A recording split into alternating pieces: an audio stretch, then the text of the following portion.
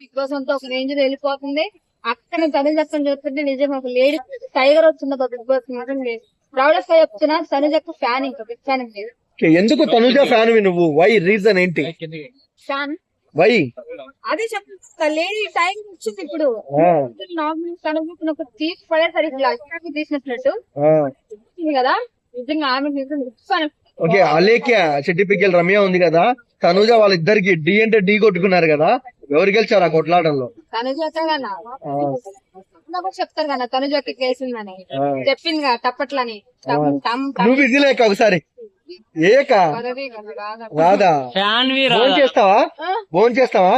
అరే విజిల్ రాదు, సర్లే అది వేరే విషయం. కాదక్క, పబ్లిసిటీలో చూసుకున్నట్టయితే ఏ వీడియో పెట్టినా తనుజకు మామూలు క్రేజ్ లేదు సోషల్ మీడియాలో. సో ఏం చెప్తారు క్రేజ్ గురించి?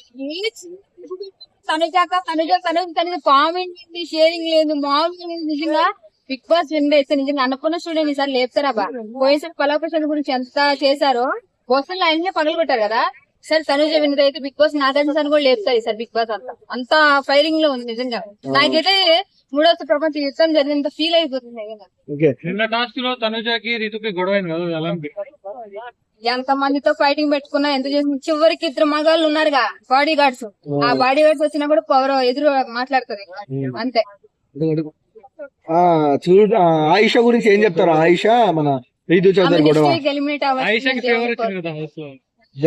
అవుతుంది నెక్స్ట్ వీక్ ఎలిమినేషన్ ఎవరు అంటున్నావు? ఆయిషా ఇంకా ఆమె అవుతే చాలే అన్న ఫస్ట్, తర్వాత పవన్ అవుతాడేమో. అలాగే చాలా మంది ఎలిమినేషన్ చేసేయండి సార్, మీకు దండం పెడతా అంటున్నారు కామెంట్లలో, మీరేమంటారు? పోయినసారి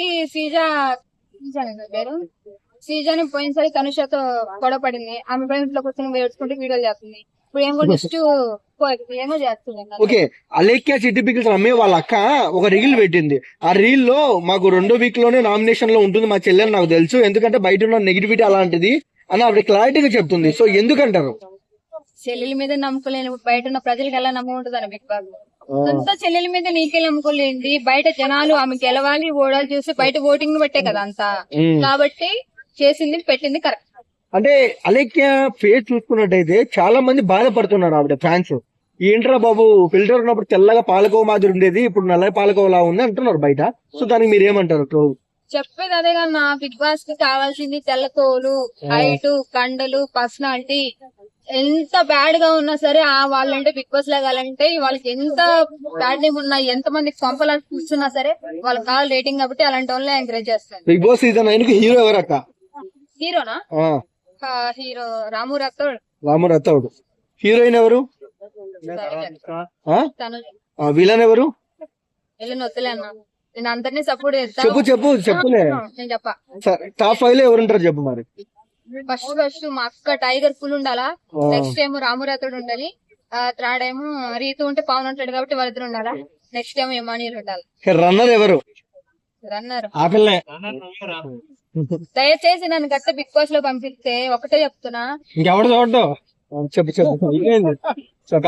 పంపిస్తే దయచేసి జనాలకి తగ్గట్టు నన్ను ఎలా పంపిస్తారు అలాగే కొంచెం ఎంటర్టైన్మెంట్ చేసి లవ్ ట్రాక్ లని తీసిపారేది. ఫస్ట్ ఫైటింగ్ పెట్టి జనాలు కొంచెం ఎంటర్టైన్మెంట్ చేస్తాం. మరి దారుణం అయిపోయింది బిగ్ బాస్. మళ్ళీ మీ తనుజారు కూడా లవ్ ట్రాక్ పెట్టుకోయిందని అలేఖ్య అదే రమ్య అనింది కదా, దానికి ఏమంటావు మరి?